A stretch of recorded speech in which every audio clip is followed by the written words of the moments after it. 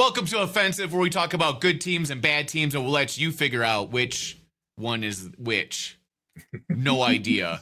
We're going to talk about week 2 preview, but also we got to go back and talk about a crazy Monday night football game, the Bears versus the Vikings. So we're going to now go to Packer and Bear Talk, baby. And segment number 1. Let's go. I'm so excited because we've got now games by the Packers and Bears to talk about.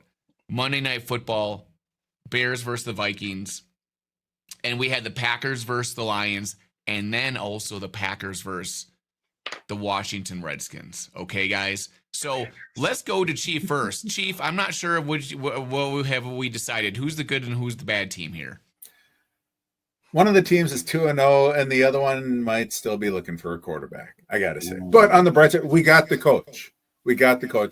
Monday was a fantastic game. It was beautifully drawn up. When you watch the first quarter, you see us march down on the very first drive.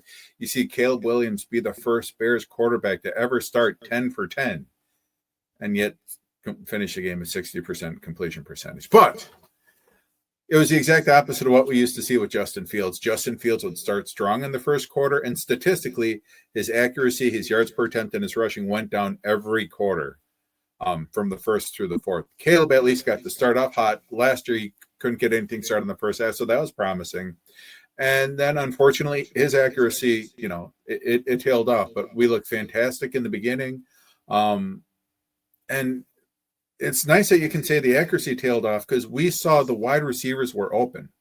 The tight ends were open. They were in the positions that you want to see. So schematically, the head coach is doing his job. He still has to coach a quarterback, but everything was there for Caleb. Tyler Dunn ran an article this week on Go Long, and it looked behind the scenes pretty well. And one of the things that he pointed out there was one of the issues that they had in camp is the coach would call in the play, and then Caleb, from the time that he got it in his headset until he calls it in the huddle, he'd screw up the play, which is why everyone was lining up in the wrong spot and whatnot, because they were doing what Caleb told them.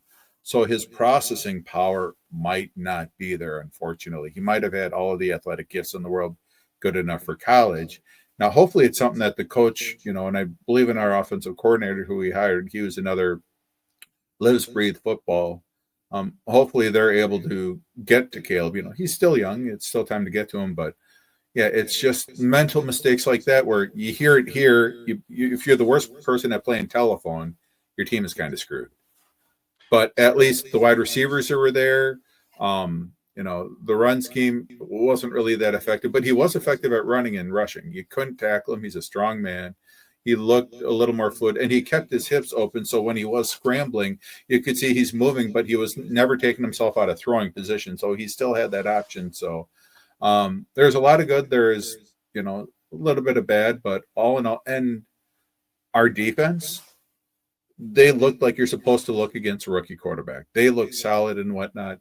Yeah, JJ made the comeback, and then he got the 3 touchdowns, but we looked really good without having our 2 top corners and without our linebacker.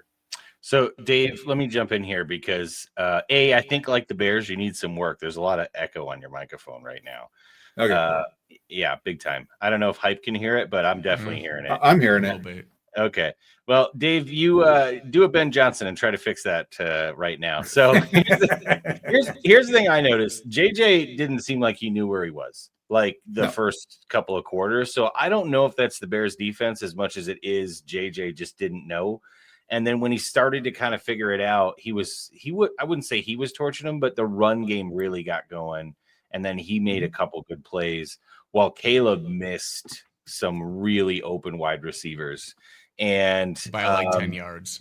The Bears 100% shot themselves in the foot. But I will say this as a Packer fan, there were some calls against the Bears that were atrocious in that game that allowed the Vikings to get back in. So I wouldn't even say that I necessarily think the Vikings are overall that much better or, necessarily even deserve the win, but they pulled it out. The Bears bared, and JJ McCarthy did what he did in college, which is find a way to win as ugly as possible. And it was ugly until about 10 minutes left in the game. So the JJ hype's real. What do you guys actually feel about the JJ hype? Do you think he actually played that well? I mean, a comeback is great, don't get me wrong, but do you think he actually played that well in the fourth quarter? I think he's the new Tim Tebow. Like when you watch him play and you watch him throw, I'm not scared by this guy. He just throws laser darts. I don't think he has much touch on his passes. He just does not look like an NFL quarterback to me. He looks like a college quarterback who can like win and like do the little intangibles and stuff and run around and scramble. Yeah, he can scramble and get some first downs. Maybe it's like a similar to like a Bo Nix situation where it's like, I'm not really scared to play this guy. I mean, you need somebody with a big arm back there that can make all like if you just took the guys from pure talent wise, I would pick Williams 100 times over JJ McCarthy just from like pure football talent, ability to throw, ability to run around and do things. But JJ did show, he had the mental toughness at the end and the ability to come back and keep his team in it, which is what everyone's talking about. And that's great and everything, but I didn't see anything that scared me of the Vikings and JJ McCarthy whatsoever in that game. It was a combination of Bears having a lot of bad luck, as they always do, and them just kind of like not rising to the occasion and being a dysfunctional team. Yeah. Now he might improve and get better and prove me wrong, but I still feel like if Sam Darnold was a quarterback, they could have just like destroyed the Bears in that game. You know what I mean? Having actual elite quarterback play, actually really running a team good from like beginning to end of the game, as we saw them do many times last year, right? That's kind of how Vikings won all those games. Darnold just always did the right thing every play. And then he could make the big throws. So yeah, I don't know. I personally, like, if the Bears played well and played disciplined, I would be way more, especially if they're all their starters in there and their cornerbacks, it'd be way more, I think, a scarier team to play talent-wise than the Vikings are. I think right now I'd agree with that. I think the Bears are, I would be more afraid to play the Bears than the Vikings because I got to be honest, JJ was so bad. I don't know that like one good quarter is going to turn it around because he's going to get different looks. He's going to get all kinds of different things thrown at him throughout the year. And yeah, maybe he does improve. Maybe he does get better. But I mean, I wasn't really scared of what he did either. He made some good runs. He made 3 good passes that I can call from that, game. 2 of them happened to be touchdowns. So, those are the ones that matter. And I get it. He's won in college. And he's thrown to Justin Jefferson. He's definitely got talent. Let's not say he doesn't have talent, but like, I just don't know what he's going to look like week to week. I think he's going to continue to be very erratic for a while, and we'll see if he can get it together. So to me, here's the thing that I noticed though, like as terrible as he was to start, when the game was on the line, like it seemed like he did lock in, right? Mm-hmm. Where Caleb seems to be the exact opposite. Falls apart. Where, dude, you see his face on the sidelines after he missed that 4th down throw. Like, dude, I get it. You want to make that throw, but he looks so dejected. Do you know who he reminds me of, Dave? A little bit. Do you know who I'm gonna say? Smoking because Jay Cutler? Oh no, not Smoking Jay. Smoking Jay always looked like that, even when he threw 4 touchdowns. I'm talking about Mr. Aaron Rodgers, who would look like his idol. Yeah. No, he said Aaron Rodgers has been his idol the entire time. He didn't throw that many picks last year. He doesn't want to make any mistakes, and he'd rather make a bad pass than risk throwing an interception. Yeah. So he wants to be Aaron Rodgers in every way, and that's why Aaron Rodgers would just give up and sit on the sidelines like he was going to like an alimony hearing or something like that. Do you know what I'm saying? Like he just looked so dejected and defeated when the game wasn't over. Do you know what I mean? He would just give up in the game. Dude, and so Caleb kind of has that in him. And I got to tell you, it's going to win some games, but it's going to lose games too. And we saw it a lot with Mr. Rodgers. So, yeah, that's the most worrying thing for me for Caleb is that he lets this stuff get to him. So let's transition that into a quarterback that doesn't. Let's talk about the Green Bay Packers. And I want to say this about the game specifically. Jordan Love was cool as a cucumber in that game, man. He stood in the pocket. He read the defenses. He was making the right reads. He was making the right throws. And he got hit a couple times. Now, let's be honest. The Packers offensive line did a very good job, especially considering 2 starters were out. But they were getting pressure on him still. He took a couple hits, and he stood in the pocket and took those hits and delivered the ball on time. And when he was – remember, this is the other play that I really like that Jordan Love did, is it was 3rd and goal from the 8. He got a little pressure. He rolled out to the right. He looked for guys, and he just threw it out of bounds. He's just like, we're going to take the 3 points. And I was like, dude, that was a vet move because nobody was open. He didn't try to make a miracle happen. in the situation in that game when you're up by a score or 2 scores at that point, and you just want to get the 3 to get a positive drive, like that is the right thing to do. And I think Jordan Love has evolved to a place where he understands the NFL and he understands LaFleur's offense to where he doesn't get flustered. He's going to make the right decisions. And I got to say, as good as the Packers defense is this year, which is somewhat surprising, I'm actually, I think, a little bit more surprised just how chill Jordan Love is all the time. He never lets anything get to him. And I really, really liked what he did in that football game. He was unbelievable. So, Hype, let's hear what you thought about that Packer game. Yeah, Jordan Love has made it to the next level now. Remember in the playoffs, we beat the Cowboys pretty well, and then we played the Niners, and they played pretty well. But then at the end, he kind of melted down and threw a bad pick. Yeah. He's getting more away from that now. I mean, even though he does throw the big passes where he kind of throws up the jump balls, but he does it where like he throws it past the guy. So there's not really a possibility to get picked off. So he does still need to work a little bit on the refinement in some of those deep passes like Golden and stuff, or the timing. Sometimes he'll get to the ball to him a little bit late. There are things for him to improve on.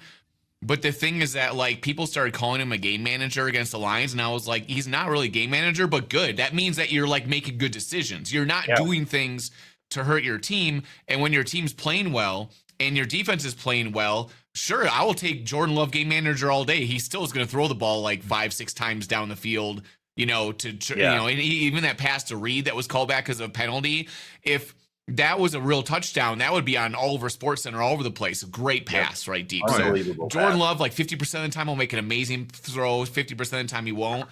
But he's not making those weird, crazy, desperation passes and stuff. Yes. And part of that is just the elevation of the team in general. I think there's a little bit less pressure on him. Yes. And that's the key. When the Packers, when he feels no pressure and is cool as a cucumber, they are freaking dangerous. That's why we talked nice about J.J. McCarthy, because under pressure he did well. And I'm like, yeah, Jordan Love's doing that all game long. I want a quarterback that does that all 4 quarters or 3, not just 1, right?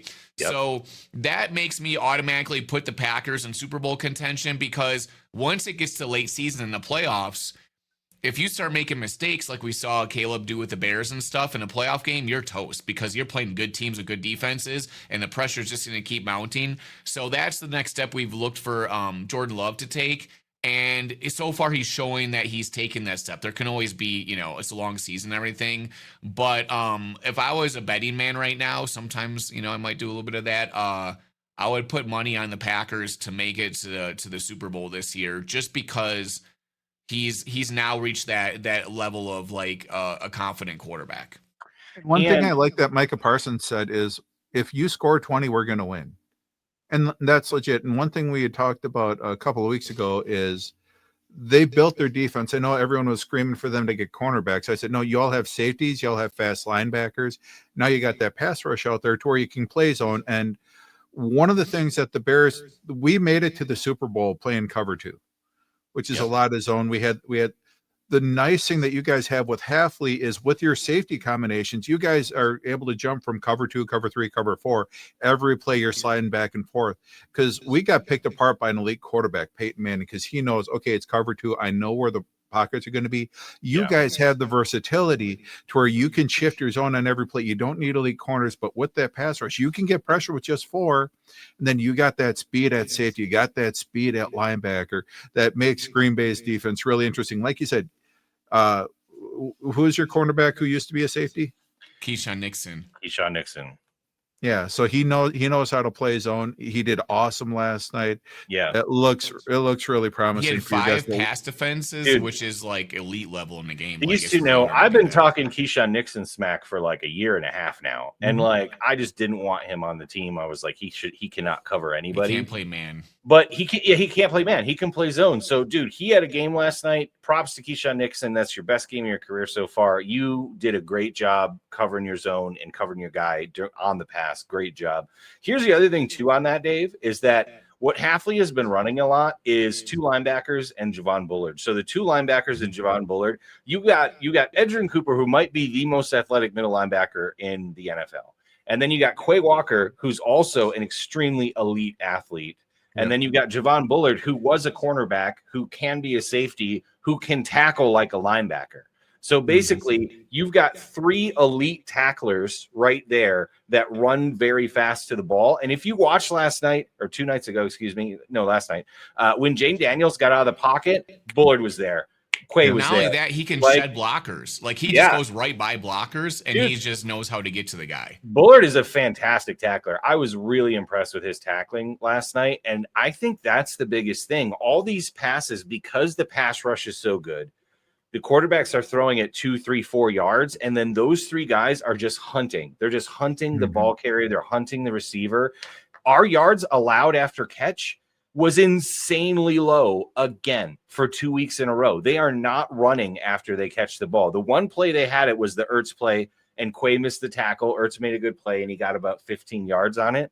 But I think they only had like 35 or 40 yards after catch. Do you know how much the Packers had in that game? Like 180 yards after Kraft got 35 on his first catch alone for you. That's what I'm saying. Yeah, we had 300 yards. He had more yards than the whole like Redskins team at one point. Dude, we had 300 yards passing, and like half of it was yak yards. Do you know what I mean? Like, if we're not allowing yak, then dude, our defense is elite. That is elite. Elite defenses don't allow yak yards. Nobody's going to stop you from completing passes in today's NFL, right? Like, that's just not how it works, because there's just all these different patterns and running backs coming out and things like that, and mobile quarterbacks that can extend the play. But yak yards is the biggest thing, and the Packers were historically terrible. We used to be terrible in space. You put a guy in space, like a running back or something. Yes, and that's I remember playing the Saints, and they would just like, we couldn't tackle anybody. Dude, it's been a problem for years, and I think it's finally been fixed. And it starts with those 3 guys, and then Evan Williams and McKinney on top, right, controlling where everybody's going. Like, I saw a couple times in the game last night, McKinney was running over to people, telling them things like, hey, this, hey, this. Like, McKinney knows what he's doing. Yeah, he's smart. He's a vet back there kind of running the show, right? And then here's something else I'll say, because, Doug, you kind of mentioned it earlier, like the pressure is off the offense. I think it is, because I think Micah Parsons is now the number 1 celebrity. He gets all the interviews, right? You saw him talking. Everybody's talking about Micah. And I love it, because then the offense can just do their thing. There isn't pressure on them to go and win the football game, because everybody's worried about Micah Parsons. I think that narrative alone has helped the team in general. And dude, Micah's great in front of the camera. Micah's a celebrity. He's already got his podcast. He's very comfortable there. Like, I like that as Micah as like the figurehead, and then Jordan Love just kind of sitting back doing his thing, staying cool. And Micah is always himself. In the post-game interviews, they're talking to him, and he's sitting next to Fitzpatrick and all these guys on the board. And one of the panelists turned to him and they're like, "You're scary. I'm scared of you right now." And he's like, "Yeah, I'm pissed." Like, he's even though he's being nice to everyone, he's just living, and he's like, "I'm still pissed at Jerry. I still want to show that I'm the best player in this league." And even though he's like being like a personal guy, he's just always Micah Parsons all the time. He's like, "I want to go back on." It was like he's like, and they're like, "Is this your happy place?" He's like, "This is my happy place on the football field. I want to be hunting, and I want to be playing football all the time." And I'm just like, what a great vibe to set for the football team. And he admitted that he's pissed that he's still on a pitch count. Honestly, I said it on Monday, keep him on that pitch count. Yeah, keep him pissed.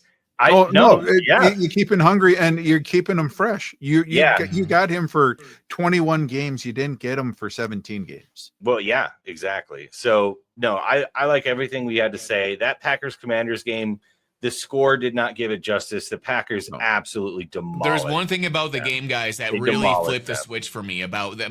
Like, me really feeling good about this team. Like, in the past, remember when they had some bad plays and penalties, and then they had the bad like punt return where like Golden caught it on like the 4-yard line, and it looked like the old Packers for a minute. Where and then just Debo like, runs it to their side of the field. Game on Monday. Let's move on. Yeah, but then they took the ball and they just marched right down the field like 95 yards, and I was like, bro. We never used to be able to do that. That's the biggest difference, is we made all those same mistakes last year, and we would lose those games. And we weren't even close to losing this game. Do you know what I'm saying? Because the defense was so good and the offense did their business. It's like we're still the youngest team. We're going to have those mental mistakes. We are going to have those. We obviously don't want to see as many. and some of those calls were trash. But like, I'm just saying, we can win ball games being us now and not lose those games. So that's actually Jordan Love exciting. doesn't feel the pressure. He's just making the right read and just playing good quarterback and just doing what he's supposed to do. And they're marching down the field. And that just, to me, I'm like, you can't beat the Packers when they're doing that. Like, now let's look forward. Yeah. All right. So Dave's done talking about the Bears. Let's talk about, so that's the week one that was the first game of week 2. So let's talk about the next slew of games in week 2, everybody. Games of the week. Okay. So Dave, I'll start with you. What is the game that you want to watch the most this weekend? Last weekend, we got to see Denver's defense show up. We got to see the Indianapolis Colts, aka the Indiana Joneses, do what they haven't done in decades, which is pretty much score on every single drive. Now we actually get a real litmus test.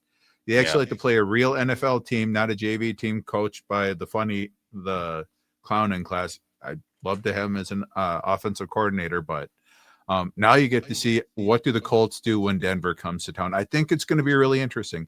I think that the Colts, they're actually built pretty intelligently. They have fantastic playmakers. They have an all-world tight end that Chicago really should have drafted. Yep. It's painful watching him. Doug has my reaction to when we drafted the other guy.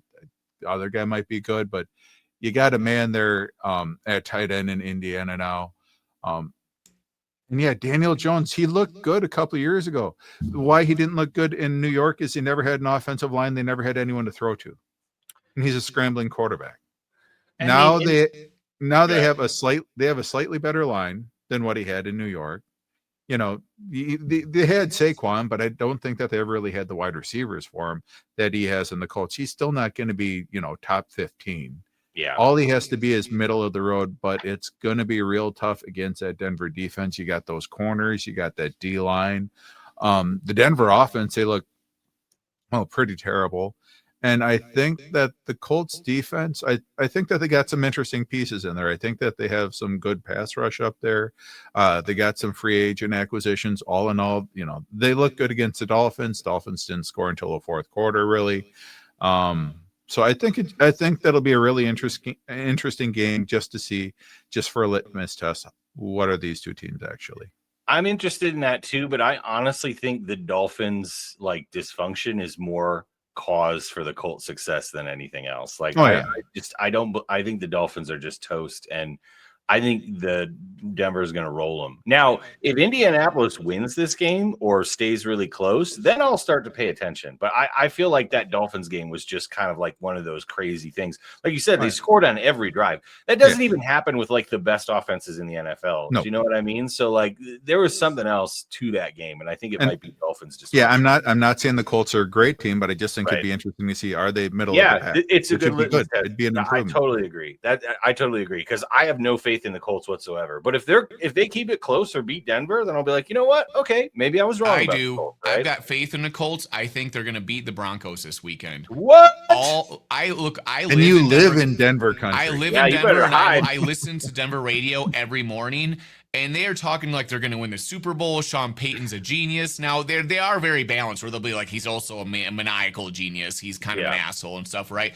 The Denver does a good job on the radio, but all of them are dark horse picking the Broncos to go to the Super Bowl. And I'm like, bro, you have a rookie quarterback coming in where people now have tape on him. Yes. And the eye test, he didn't look that great to me last year. You don't have that many playmakers on offense. Oh, you bring in Evan Ingram and now we're going to win a Super Bowl? I'm not really buying that. If you get elite offensive line play from the Broncos, yes, then they can do some things and cause trouble. But they didn't do so good last week. And I think that their offense was overrated last year. Bo Nix did great for a rookie, right? But now teams are looking at you and they're crossing you off on their list of hey, the Broncos are a team that we are now targeting. And that defense, is the thing is the defense keeps them in games, so it makes them just always close to the other team. But I think that offense is going to get exposed. Sean Payton only really was good when he had Drew Brees, who's a literally Hall of Fame quarterback, right? You take a Hall of Fame quarterback off his offense that can't process and do everything perfectly all the time, and they're not going to be doing so great. So I think the Colts are going to win this game. To be fair, I think Bo Nix is the clone of Drew Brees, Yep. right? Like he's a Drew Brees clone. So I think Bo Nix is going to be okay. But I Mhm. agree with you. I think this year Bo Nix is going to struggle because this happens every year. Second year, they got tape on you. They know what you do in the NFL. They know the throws you can't make. They know the reads that you struggle with, and they study it all off season and they throw it at you and they throw it at you. So every year, the second time you come out as a quarterback, you're going to see different looks. His You're gonna time to see throw last year was struggle. amazing. He had Yes. all day in the pocket to He did. throw. And I don't think that's going to continue as much. And part of that is also the Peyton offense where it's quick passes, then nod, and then runs off But the still, side. he could sit So, back like, in the pocket and then he could just scramble because he's just sitting there clean all day. You know what I mean? no, dude, I love the call that the Broncos are going to lose. I love it. Okay, so what about though, Doug? Because you were saying that you were kind of interested in the Eagles and the Chiefs game. Do you think that's going to be an interesting game? This is going to be super interesting. And normally I wouldn't care so much. I don't really like these teams, but this is the thing. We don't know if either of these teams are legit yet. The Chiefs just lost. They didn't look that great. Their defense doesn't look elite anymore. Right. So now, like, are the Chiefs just like a mid team with a pretty good quarterback and maybe a pretty good defense? And you're going to have to go against the Chargers and all these other good teams. What are they going to do when they play the Bills and in Lamar? Like, they might get toasted, right? Mm-hmm. And then you have the Eagles with Jalen Carter playing, and they looked like they were kind of not that great against the Cowboys last week. They still won, but the Cowboys easily could have beat them if they just caught those passes, right? Yeah, if CeeDee Lamb catches those balls, I think They're over with. The Cowboys would have beat them. So, well, like, bro, at very least, it's tied, and we see what happens or something in overtime. so now the but, question is, and they lost some players on the Eagles this year, the defensive line. If they don't have elite defensive line play, kind of like what we see from the Packers this year, if you take that away, are they still that good at linebacker and cornerback? Do they still have the best defense or one of the best defenses? I don't know. They might be very beatable. So on one side, this game might not teach us anything if both teams are not that good. But I think we're going to start to see, are these teams still as good as they were last year? I don't think that they will be. I think the Eagles are still pretty close to that, but I'm not scared of the Chiefs anymore. I will say this about the Chiefs-Chargers game. If Harbaugh knows how to do anything, it's how to teach an offensive line. And the Chiefs blitz almost more than anybody. And part of the reason they've been so good is they haven't had great safeties. They did have good cornerbacks. Snead is gone now, though. They still got one good cornerback. But, like, their back end secondary has never been that great. It's been the defensive line and the blitzing that has kept other teams off balance. That's made that defense so good. And if you watch that Chargers game, like, there weren't a lot of blitzers that got through in that game. Like, the Chargers offensive line, to their credit, did a pretty dang good job. And Justin Herbert used his athleticism to get out of the pocket a couple times and create plays and run the ball.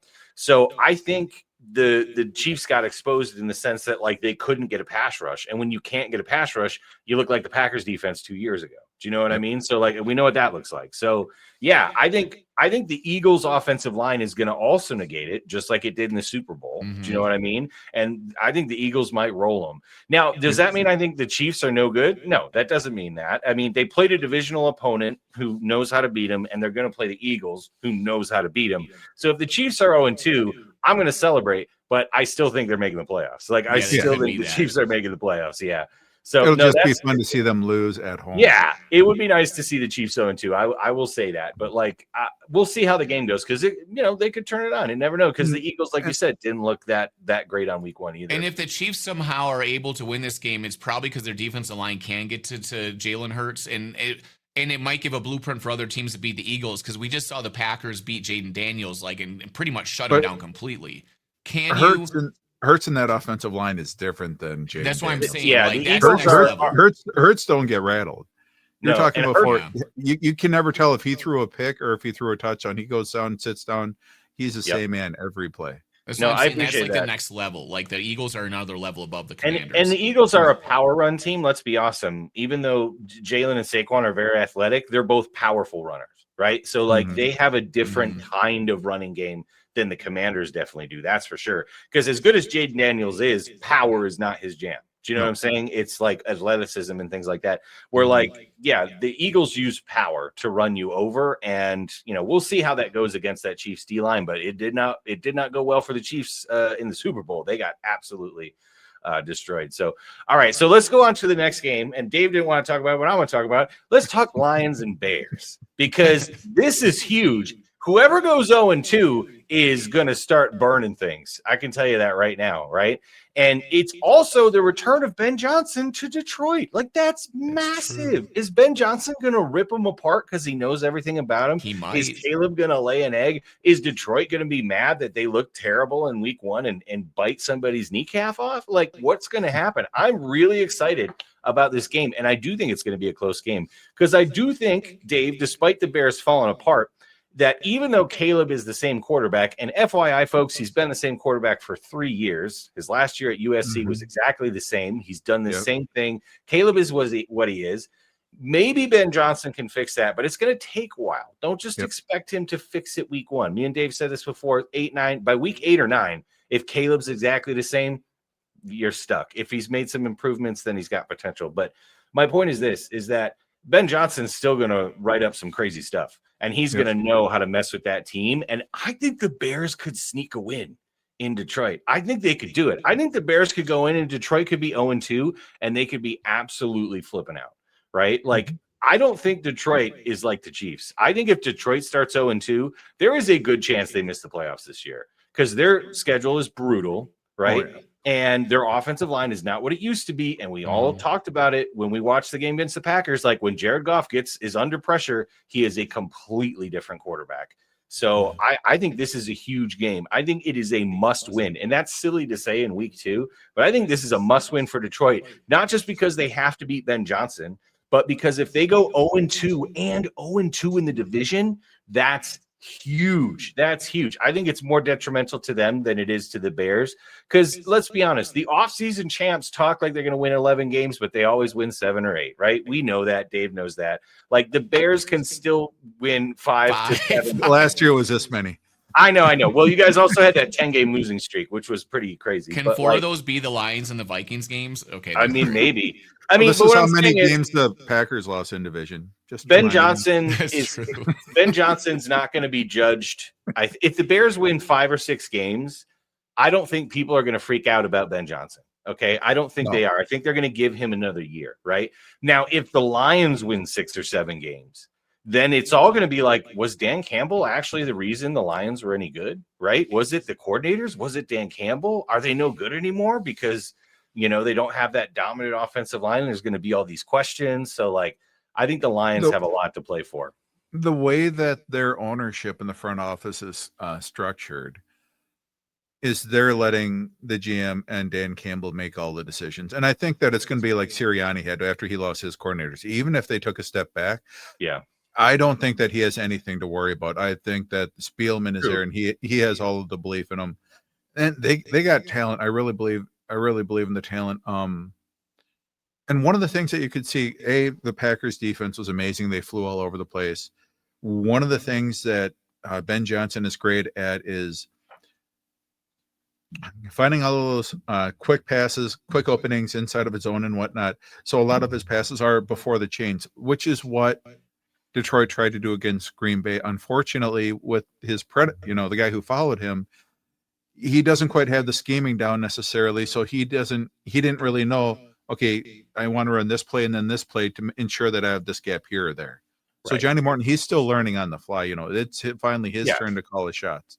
So, no, and I think I agree with you. I don't think Dan Campbell has any risk. If the Lions win 2 games, he's not losing his job. Do you know what I'm saying? They'd be a fool to fire him. But what I'm saying is like the mystique of what the Lions have been is a little bit under fire. That's all I'm saying, right? Because the mystique is, but I'm going to say, just like you had to give Ben Johnson, 8 weeks to get Caleb up to stuff. I think it'll take Morton that long to just kind of get familiar with, okay, what plays do I need to call when? Figure out the art form of play calling. Exactly. Okay, very good. I like it. The Bears have the cornerbacks. I don't know if like Johnson's going to play this week, but if their cornerbacks can really make it tough for the Lions receivers, the Bears could win this game. Yeah. Oh yeah, Johnson's and Kyler Gordon's out, but we do have our linebacker back. So okay. It should be a fun matchup. I think it's going to be a lot of fun. And me and my 7-year-old, we got the pizza ready and everything else. He never really cared to watch football, but he's looking forward to cheering against Dad's team because he's a Lions fan.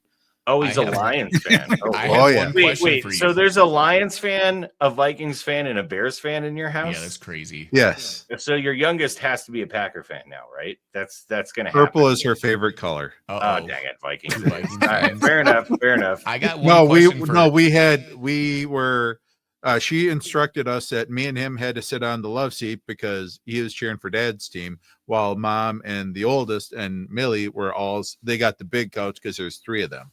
And she was just sitting there boo, the whole time, like a Lions fan or like a true Vikings fan, knows nothing about football, just makes a lot of noise. Oh, true. wow. Well, there is your Chief.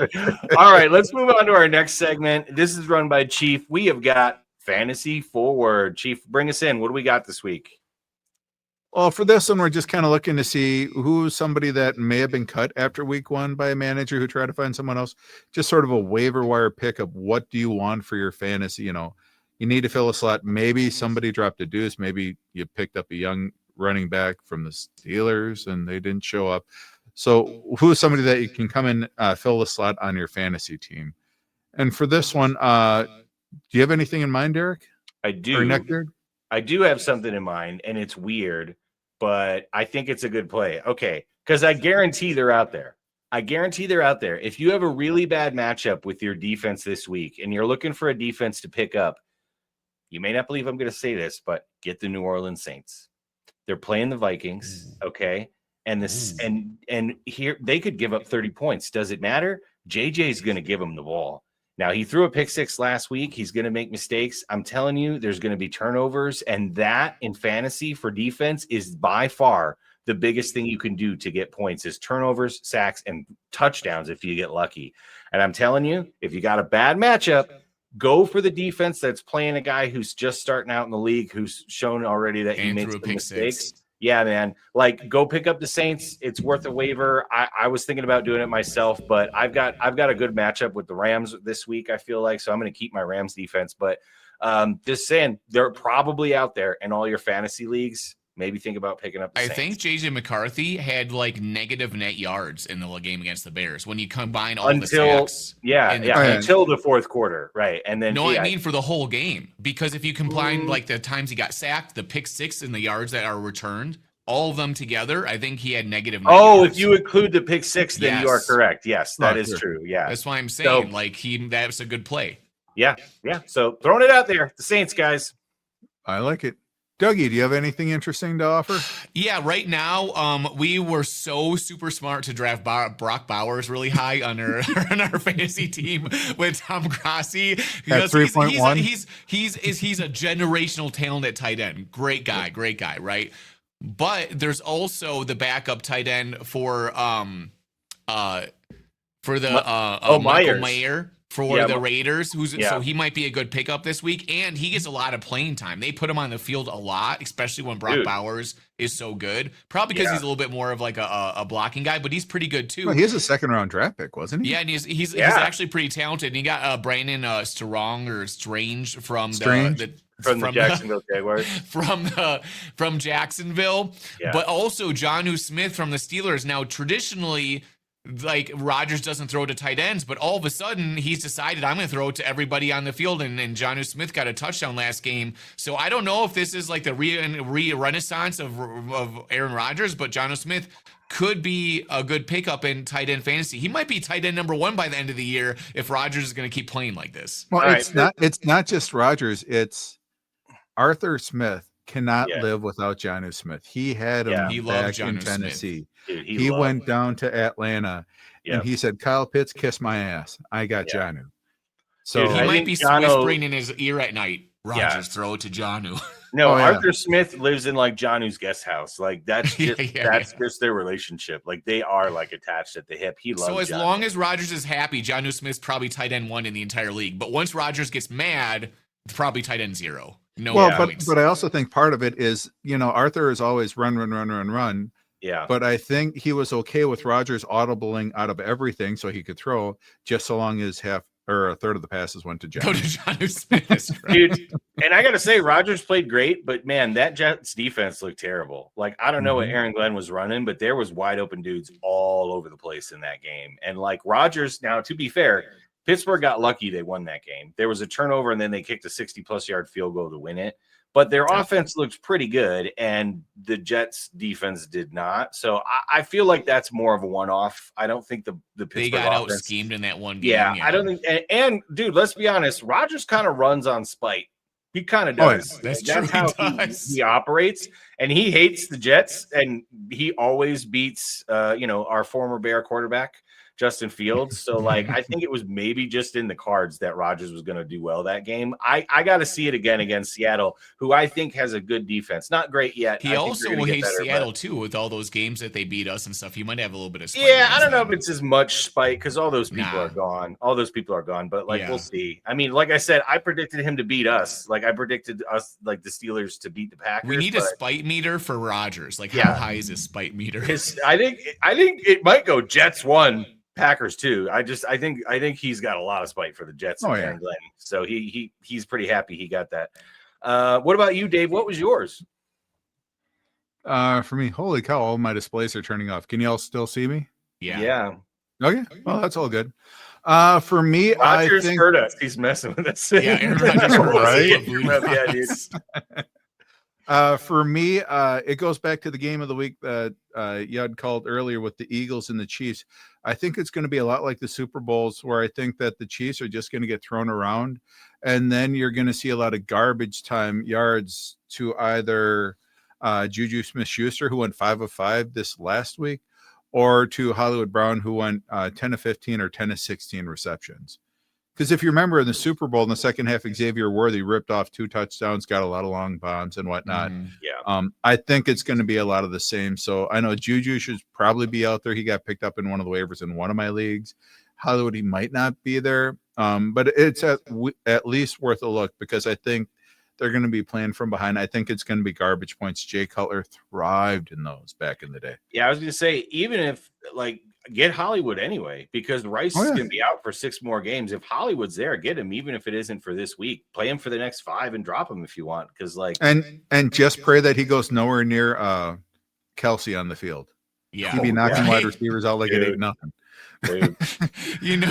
Travis Kelce is like, Xavier Worthy's getting too much attention. I'm just going to have to take him out now. Yeah.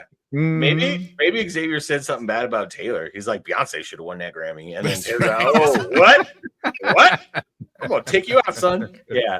Don't be talking about Taylor. Okay. So that's fantasy forward.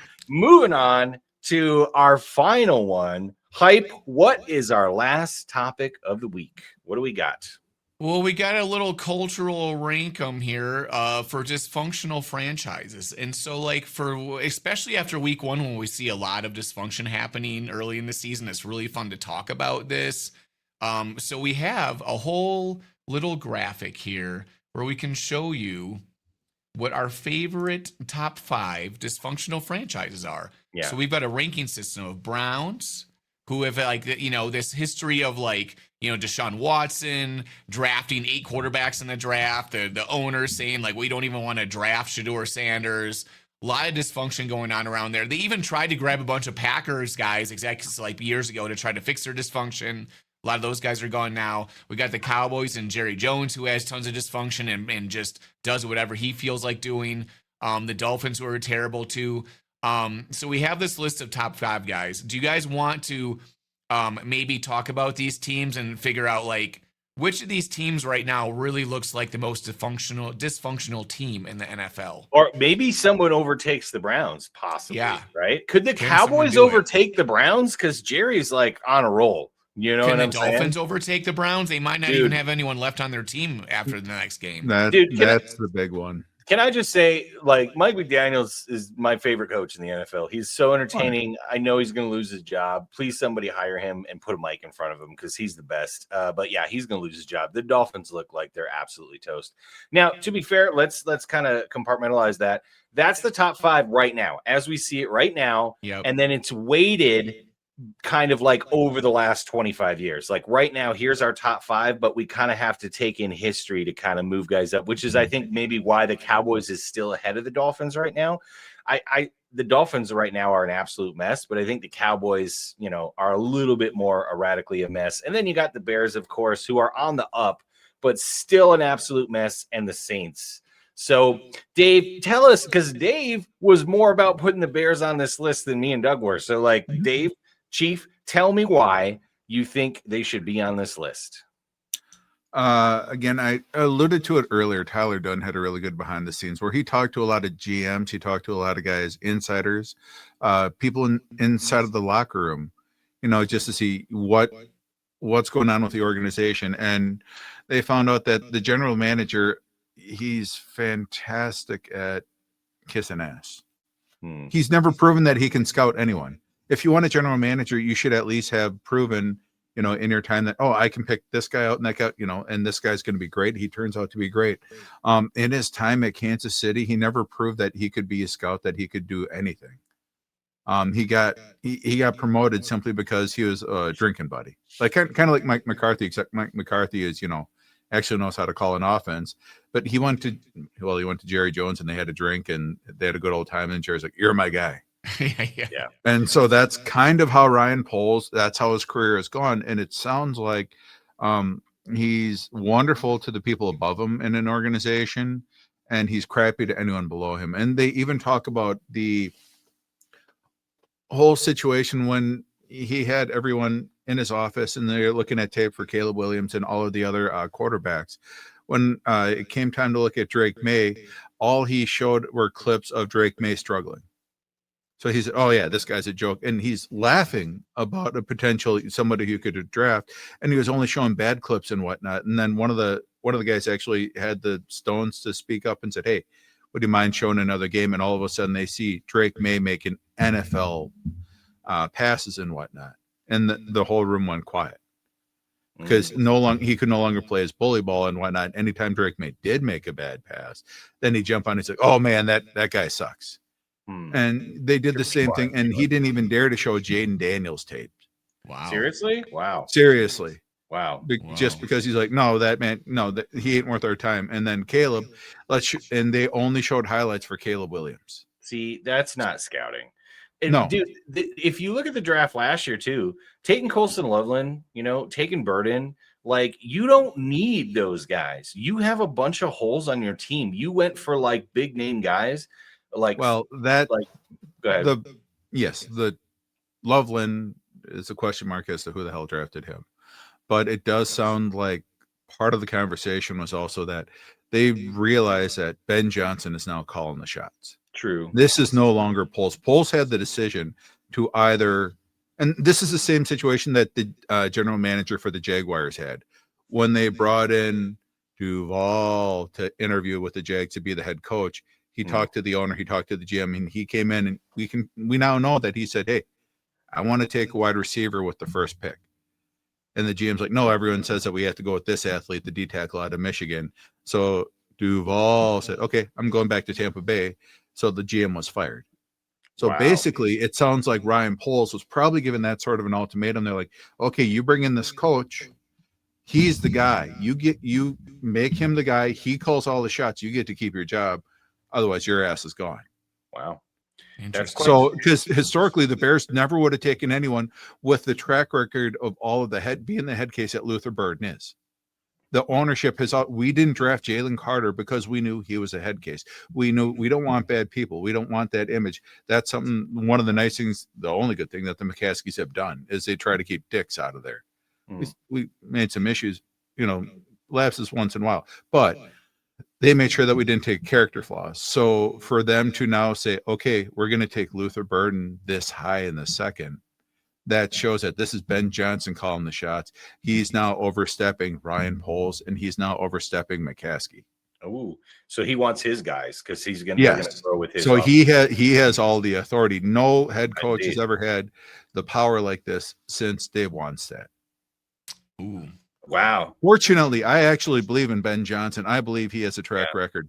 Dave Wannstedt was a drinking buddy. That's how he got promoted. And I can't stand that they had him on Fox for college football. We need a top 5 He's a drinking moron. buddies list. Yeah, Wannstedt was not a great coach, but No. good mustache. Good mustache. Oh, fantastic The mustache. Tom Selleck All right. of the NFL. But so that's where the dysfunction lies. Is that it goes with the GM, it goes with the ownership and whatnot. The bright side is now we at least have a head coach who he's calling the shots. But otherwise, we've fired GMs every 4 years. We fired coaches. Yeah. We knew that we should have fired Flus because we're going to bring in a quarterback, and then we bring in an offensive coordinator who didn't even watch game film with him. It's the Bears suck. So as you can see, guys, like from our top 5, there's the Browns, there's the Dolphins, Bears, Cowboys on there as well. Now, our 5th team was the Saints. Now, the Saints have a few more postseason wins because of their one Super Bowl run, right? But, like I said, this is more weighted historically. The reason the Lions and the Commanders obviously aren't there, they're heading in the right direction, but historically they've been pretty bad. We almost put the Jags on there, but we felt like there was just enough normalcy in Jacksonville to kind of keep them off the list. And the Raiders, they've been to a Super Bowl. They seem like they've turned it around. They almost made the list for us, but it seems like they're kind of heading in the right direction. So the Browns are doing well, but they're still the Browns. I'll believe it when I see it, right? The Dolphins are an absolute dumpster fire right now. Haven't won a playoff game in 20 years. Like, come on, guys. And then, of course, there's the Bears, 5th. Now, the Bears also made it to a Super Bowl, guys, in the last 25 years. And that's half of their playoff victories, right? Is that one season. So that tells you how bad they've been outside of that one good year that they actually made the Super Bowl. So yeah, I think our list is pretty solid. I think right now it's got to be Browns still until they prove us wrong. Then Cowboys, then Dolphins, then the Bears, and then the Saints. Now the Saints could overtake the Bears, I think, pretty easily. The Saints have made a lot of questionable decisions. Mickey Loomis has been in charge for what seems like 20 years. And, I think it literally has been 20 years. Yeah. And he kind of is like the CEO, oligarch, GM / everything. He kind of does a lot there.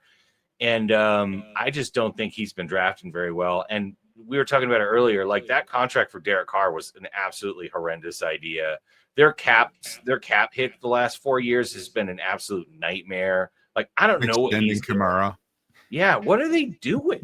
Like, it just makes no sense. Like, if you're in cap hell, you should be a playoff team. You shouldn't be winning 4 games and be in cap hell. Do you know what I mean? Like, they're doing it all wrong. So, yeah, I think the Saints might move up this list pretty quickly. But, yeah, it's just kind of interesting to see because we did kind of talk about this list, and then we looked at playoff wins since 2000, and pretty much all our teams were there. Is there anyone you want to talk about, Hype?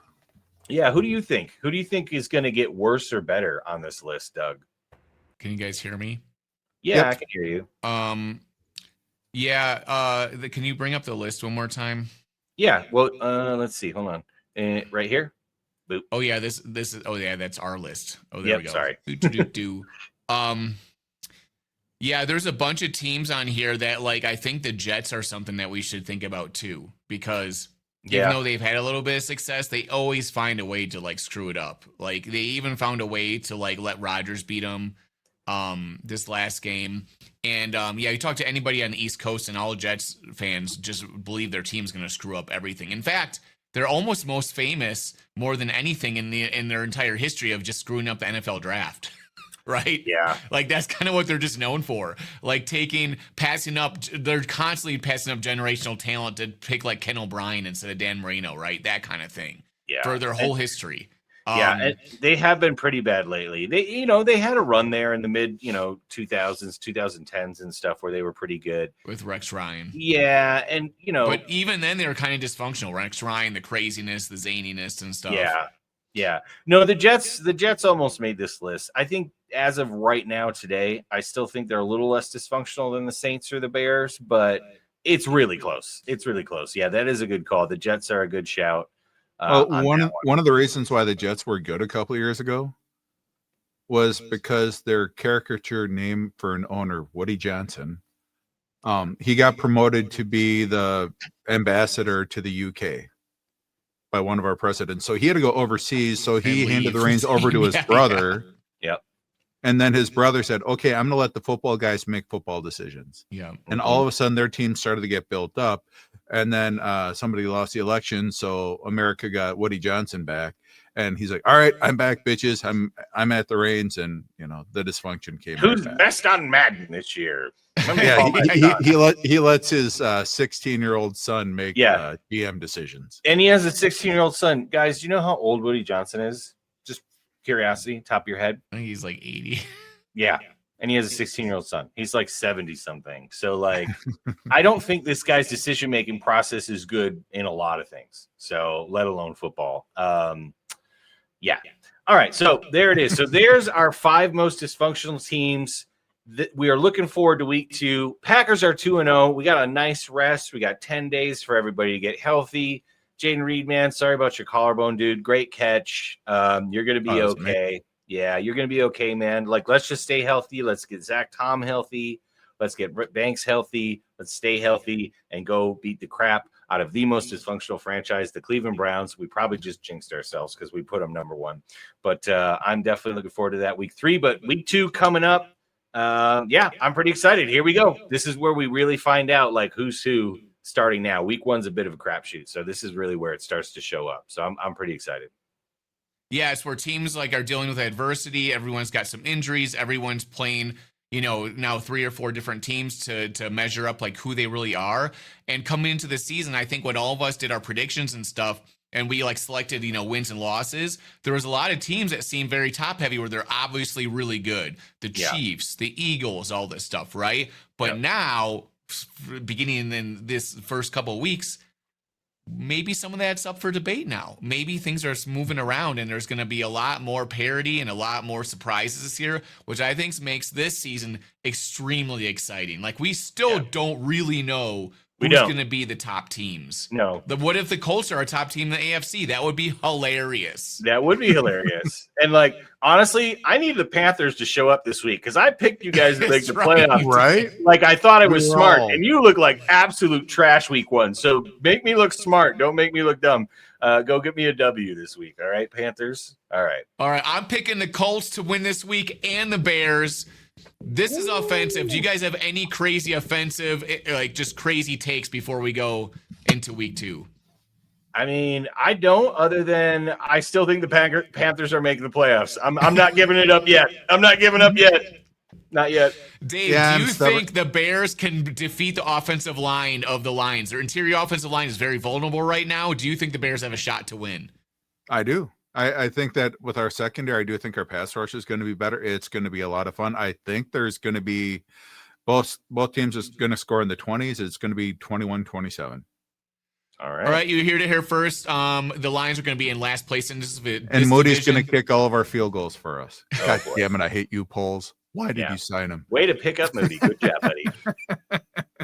The Lions are going 0-16. You heard it here first on offensive. We'll see you guys next time. I didn't say that.